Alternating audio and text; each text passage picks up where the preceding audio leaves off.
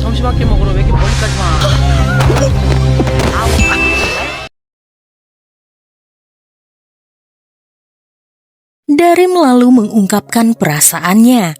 Ia mengakui sangat merindukan dan memikirkan Ji-hyuk. Darim meminta maaf karena ia butuh waktu yang lama untuk bisa mengatakan perasaannya selama ini. Saat itu, Gyeongmin dan yang lainnya datang dan segera melihat keadaan Ji-hyuk. Mereka bersyukur karena Ji-hyuk dan Darim baik-baik saja. Di tempat lain, Ji-hye dan Taeyong merayakan keberhasilan mereka yang telah menghancurkan pameran tersebut. Ji-hye bertanya mengapa Taeyong ingin mencelakai Ji-hyuk. Rupanya, selama ini Taeyong kesal dengan tatapan anak sombong seperti Ji-hyuk. Intinya, ia iri dengan Ji-hyuk yang dengan mudahnya selalu mendapatkan apapun yang Ji-hyuk inginkan. Di sana, Ji-hye pun setuju. Adik beda ibunya itu benar-benar menyebalkan dan mereka akan puas jika bisa menjatuhkan Ji-hyuk. 우리 이제 한 팀이지? Malam itu, Ji-hyuk dan Darim sama-sama tidak bisa tidur. Mereka masih memikirkan jika kini mereka telah mengungkapkan perasaan masing-masing. Pertemuan Darim dengan Ji-hyuk di Jeju rupanya adalah pencarian cinta sejati. Esoknya, saat hendak pergi ke kantor, Ji-hyuk dan Darim benar-benar menyiapkan diri mereka dengan baik. Darim sampai dibantu oleh ibunya Ji-hyuk yang memilihkannya baju di mana menurut ibu Ji-hyuk itu putranya akan menyukainya. Sesampainya di kantor, meski terpaksa menyembunyikan perasaan mereka berdua, Ji-hyuk hampir tidak bisa menahan dirinya untuk tidak berdekatan dengan Darim. Sementara Darim takut ada rekan kerja yang melihat kemesraan mereka berdua. Tapi Ji-hyuk tidak mempedulikannya karena ia begitu menyukai Darim. Apalagi menurut Ji-hyuk, hari ini Darim begitu cantik. Ji-hyuk juga mengirimkan bunga kepada Darim dan di sana ada pesan yang bertuliskan, "Untuk daun semanggiku tersayang, ia akan berjanji akan selalu membuatnya bahagia." Semua rekan tim Satgas langsung mengira ini pasti dari suami Darim, Sonu.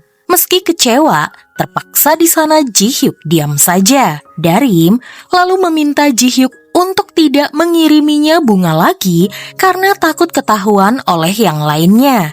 Rupanya, Ji-hyuk mengirim bunga agar Darim ingat jika hari ini adalah awal hubungan mereka berdua.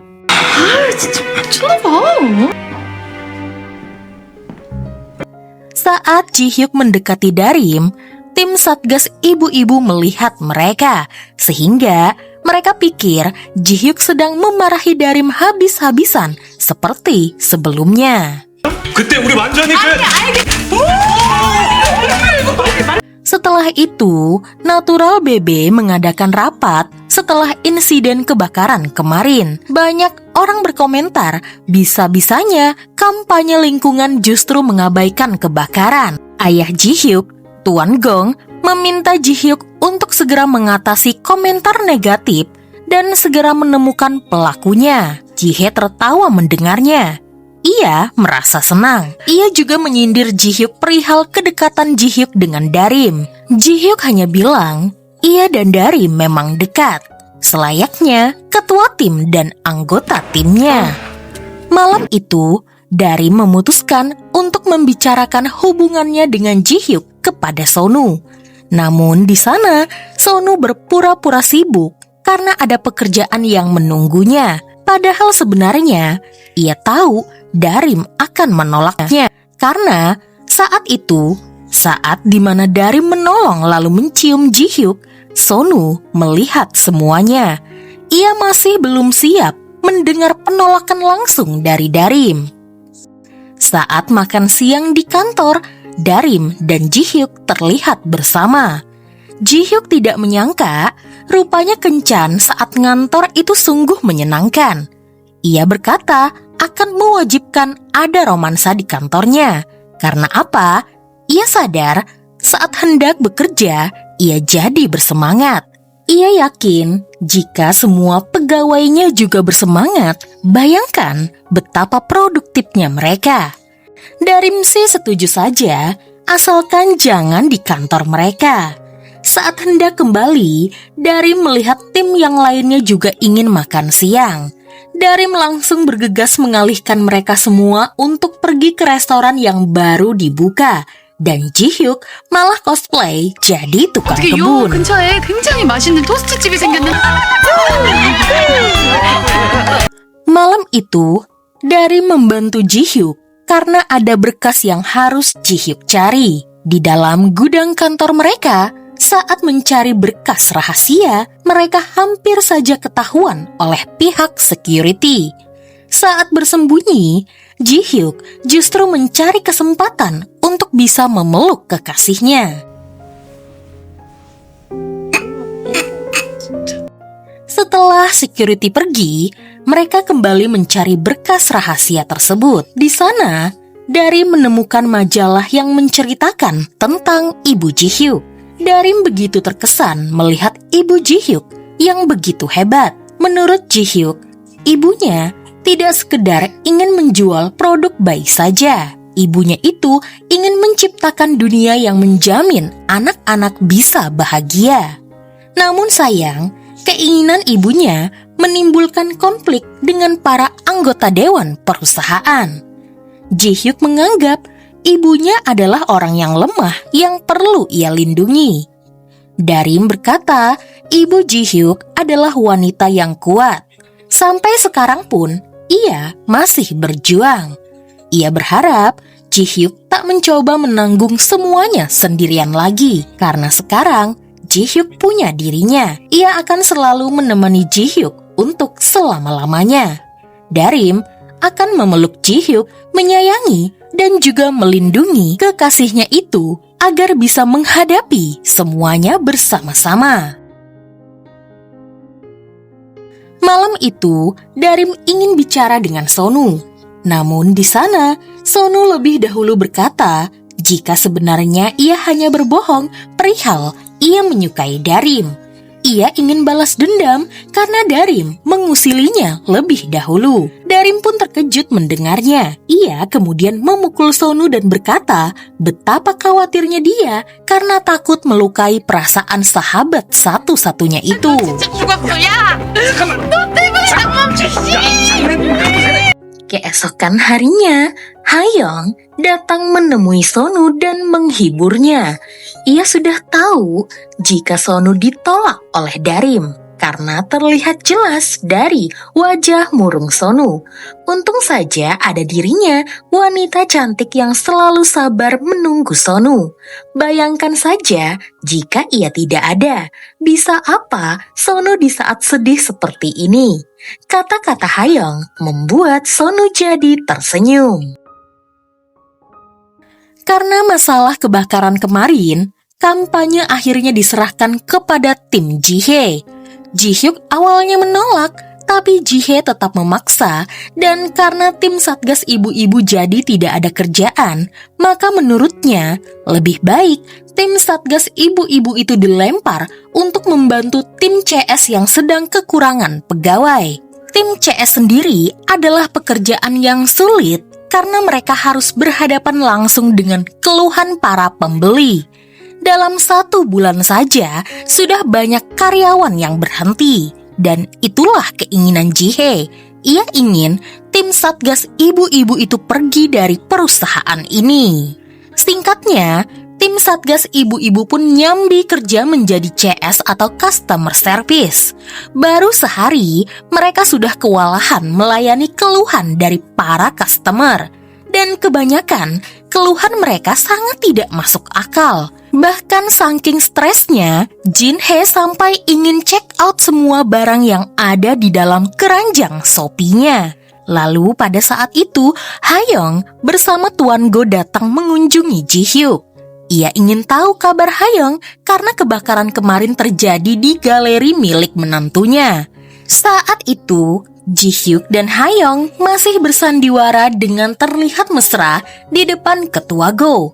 Dan Darim yang melihat hal tersebut jadi cemburu. Tapi karena Ha-young paham, ia lalu meyakinkan Darim jika dirinya dan Ji-hyuk hanya berpura-pura saja.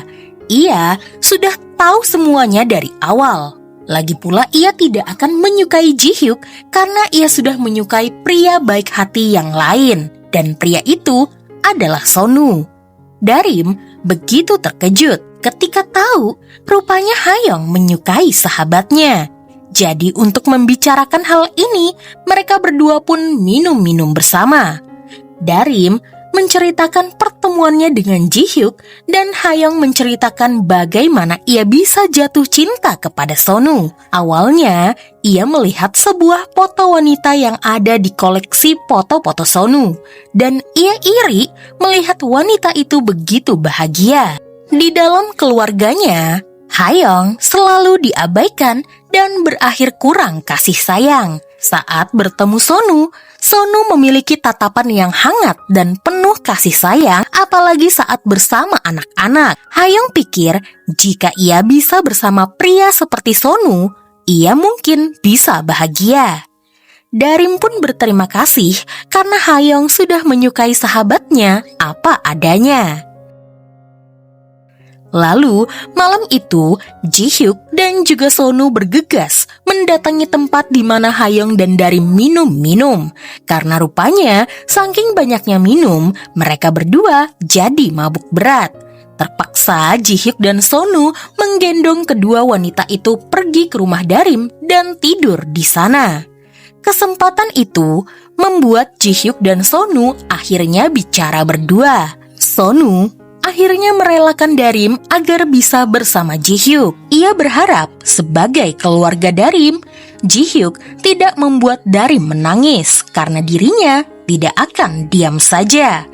Ji-hyuk pun menegaskan jika ia tidak akan pernah membuat Darim menangis dan akan selalu melindunginya karena ia sangat menyukai Darim.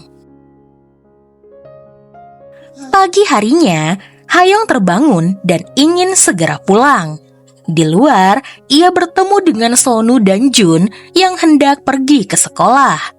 Sebagai ucapan terima kasih, Ha-young pun menawarkan diri untuk mengantar Jun ke sekolah. Jun sangat senang karena ia diantar oleh kakak yang cantik. Jun lalu bertanya apakah Ha-young juga pernah sekolah TK. Ha-young bilang ia homeschooling, jadi tidak punya teman dan tidak tahu rasanya bersekolah. Jun lalu berkata, mulai hari ini, ia akan menjadi sahabat Ha-young. Jun lalu bercerita, jika di sekolahnya akan mengadakan pentas seni bersama orang tua mereka. Jun sedih karena ia tidak punya ibu. Dan di sana Ha-young berjanji akan datang bersama Jun. Hari itu di tim CS, Darim mendapatkan telepon dari seorang ibu yang protes jika di dalam popok anaknya yang dibeli dari Natural BB terdapat tulang ayam. Menurut Darim, rasanya tidak mungkin tulang sebesar itu terlewat saat diproduksi di dalam mesin pabrik mereka. Ibu-ibu itu menganggap Darim menyebutnya berbohong. Ia tidak mau tahu, ia ingin pihak Natural BB memberikan kompensasi sebanyak 100 juta won. Setelah itu, tiba-tiba ibu-ibu itu membuat postingan di internet jika perusahaan Natural BB mengabaikan keluhan pelanggan tentang tulang ayam yang ada di popok bayinya. Ia bahkan memanipulasi rekaman telepon di mana seolah-olah Darim tidak peduli dengan keluhannya.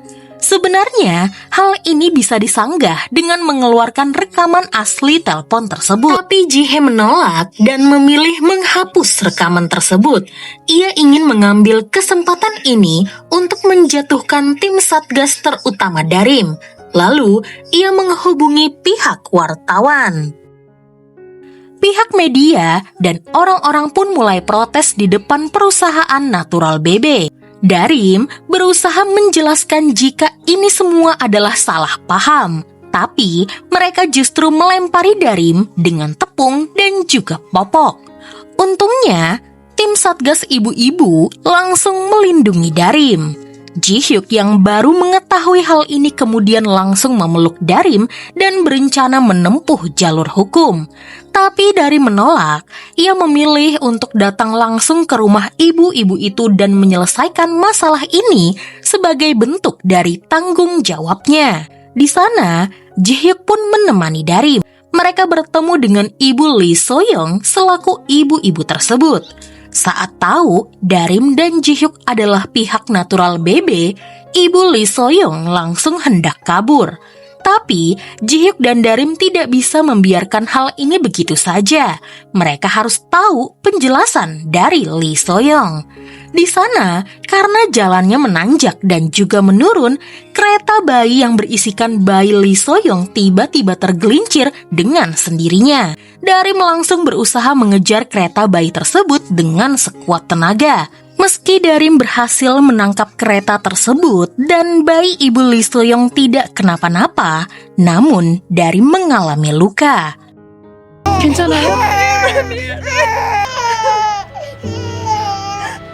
Di rumah sakit setelah Darim mendapatkan pengobatan, Ibu Lee So-young mengucapkan permintaan maaf. Ia menyesal telah memanipulasi rekaman tersebut dan membuat pernyataan palsu karena diliputi dendam terhadap natural BB. Lee Nan-yong pernah melamar pekerjaan di perusahaan tersebut. Setelah bercerai, mantan suaminya tidak menafkahi anak mereka, sehingga ia sangat membutuhkan pekerjaan. Lee Nan-yong pun kebingungan ketika lamarannya ditolak. Padahal ia pernah bekerja sebagai asisten manajer di perusahaan produk bayi lain dan ia memiliki pengalaman yang sangat memadai. Penolakan itu membuatnya hancur. Ia bahkan melampiaskan emosinya kepada petugas layanan pelanggan natural BB. Pada akhirnya, Lee Nan-yong pun mengakui kesalahannya dan meminta maaf. Darim pun diliputi rasa bersalah. Ia mulai berpikir, jangan-jangan posisi yang ia dapatkan seharusnya menjadi milik Lee Nan-yong. Andai saja ia tidak berbohong, mungkin Lee Nan-yong sudah bekerja di natural BB.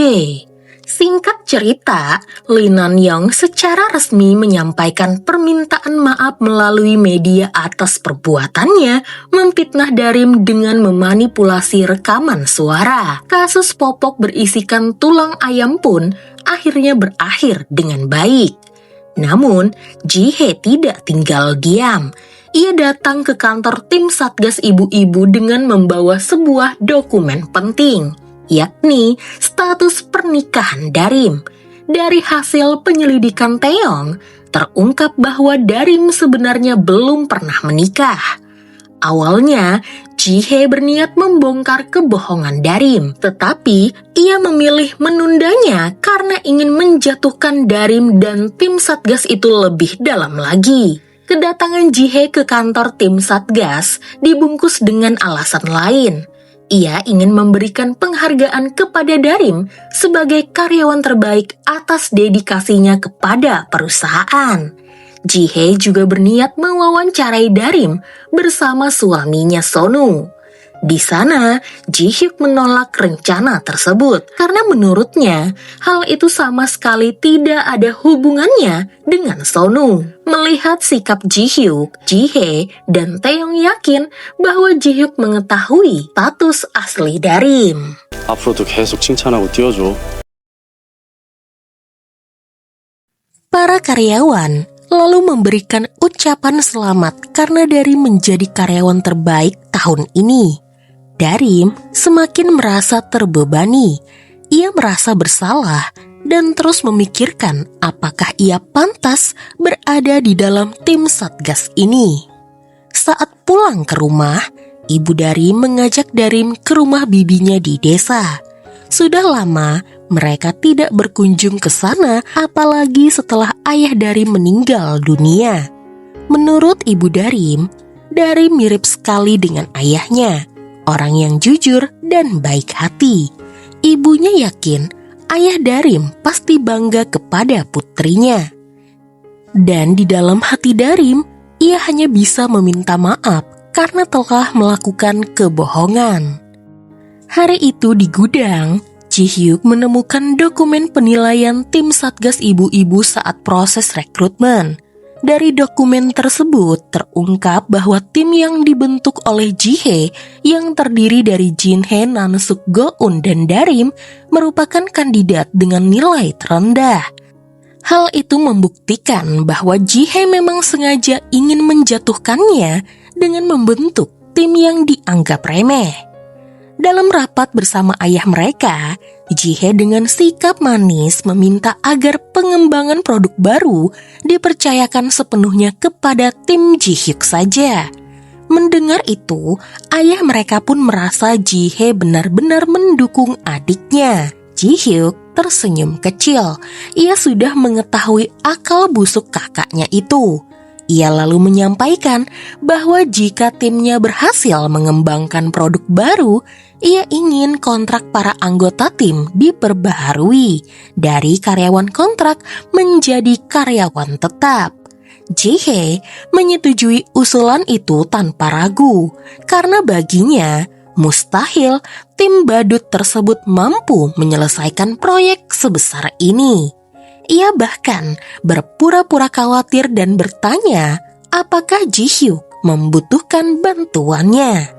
Dengan penuh keyakinan, Ji-hyuk menegaskan bahwa ia percaya kepada timnya. Sambil menyindir, ia berkata bahwa tim Satgas Ibu-Ibu itu dipilih langsung oleh Ji-hye sendiri. Jadi Ji-hye pasti bisa menilai kemampuan timnya seperti apa.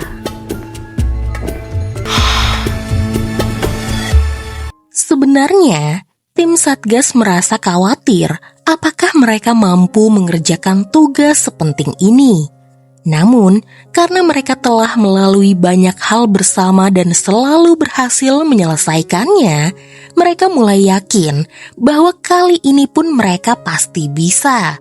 Terlebih lagi, jika proyek ini berhasil, status mereka berubah menjadi karyawan tetap.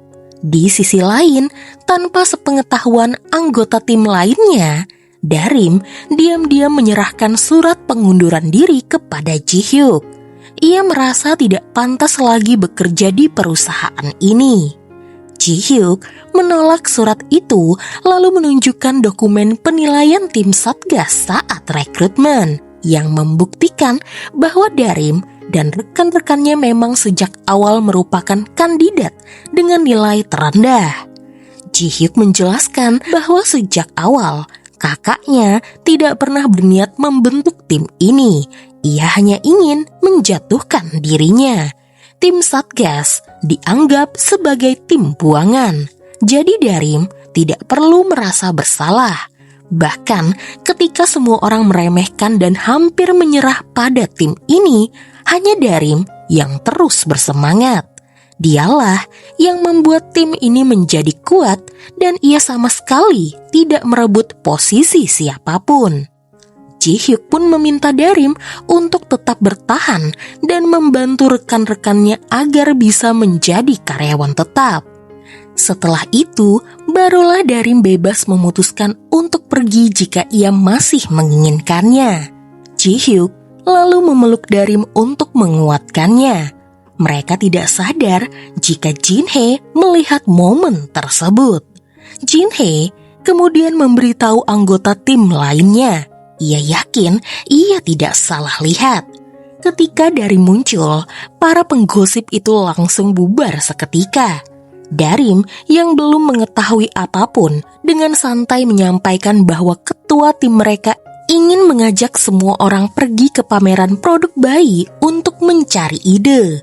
Namun di sana rekan-rekannya justru menyindir bahwa belakangan ini ketua tim Ji-hyuk sering terlihat berduaan dengan Darim. Mereka juga menyinggung bahwa Darim jarang terlihat bersama Sonu. Darim pun semakin bingung. Ia tidak mengerti apa yang sebenarnya mereka bicarakan. Di waktu yang sama, Jun bersiap tampil di sekolahnya. Awalnya ia dijadwalkan tampil bersama ayahnya. Namun hingga saat penampilannya tiba, Sonu tak kunjung datang karena masih sibuk bekerja. Saat giliran Jun dipanggil, Hayoung pun langsung maju ke depan dan menemani Jun bernyanyi bersama. Di tengah penampilan itu, Sonu akhirnya datang dan menyaksikan mereka berdua. Usai penampilan putranya, Sonu langsung minta maaf kepada Jun. Ia juga mengucapkan terima kasih kepada Hayoung. Lalu mereka pulang bersama-sama. Setelah menidurkan Jun, Sonu berbicara secara pribadi kepada Hayoung.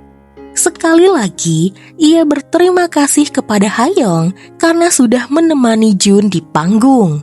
Namun ia berharap Hayoung tidak mengulangi hal tersebut. Bagi Sonu, Hayoung hanyalah rekan kerja dan pameran akan segera berakhir. Tidak ada alasan baginya untuk terus bertemu dengan Hayoung. Ia juga menegaskan bahwa dirinya tidak memiliki ketertarikan kepada Hayoung sebagai seorang wanita. Karena itu, ia meminta Hayoung untuk tidak datang lagi dan tidak memberikan harapan palsu kepada putranya. 부탁드립니다. Sementara itu di Natural BB, Taeyong bertabrakan dengan Ji-hyuk saat Ji-hyuk hendak keluar dari lift.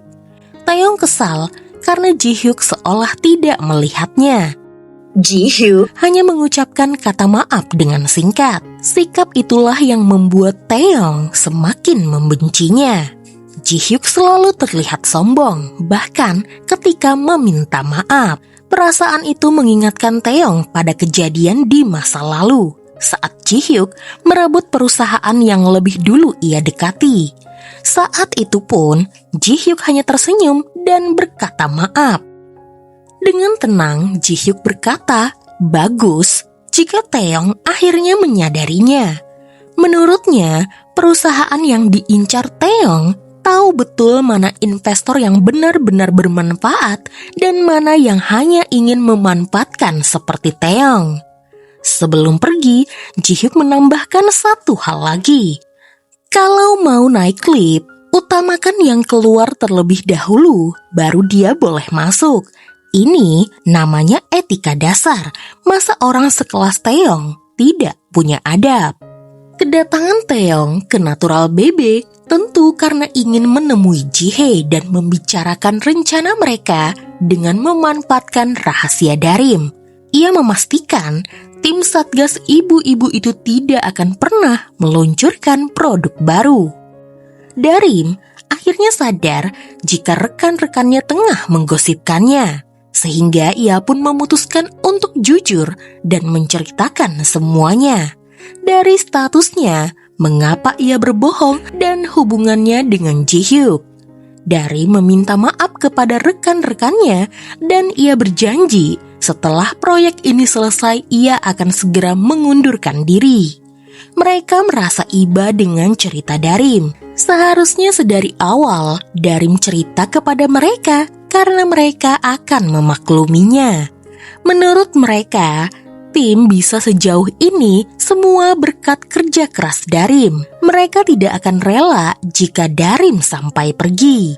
Malam itu, tim Satgas memaksa Ji-hyuk dan Darim menceritakan hubungan mereka. Yeongmin kesal karena sebagai sahabat Ji-hyuk, Ji-hyuk tidak menceritakan apa-apa kepadanya, kecuali ciuman dinamit yang Ji-hyuk lakukan bersama wanita yang ia temui di Pulau Jeju. Ia tidak menyangka wanita yang dimaksud adalah Darim. Semakin penasaranlah tim ibu-ibu ini. Bagaimana sih rasanya ciuman dinamit yang dilakukan oleh Ji-hyuk dan Darim? Kedua pasangan tersebut begitu malu mendengarnya, sampai-sampai mereka berdua tidak bisa berkata apa-apa. 다림 씨가 대답해요. 모르겠어. Setelah pulang, Darim dan Ji-hyuk berada bersama di rumah Ji-hyuk. Malam itu, hujan turun dengan sangat deras. Pada saat itu, Darim meminta maaf kepada Ji-hyuk atas semua yang telah terjadi sejak pertemuan mereka. Ia merasa Ji-hyuk telah melewati banyak kesulitan karena dirinya. Ji-hyuk mengakui bahwa ia memang sempat marah. Namun, semua amarah itu terhapus ketika ia mengetahui bahwa Darim belum menikah. Karena itu, Ji-hyuk berpikir malam ini Darim tidak punya alasan untuk lari darinya lagi. Ia bertekad tidak.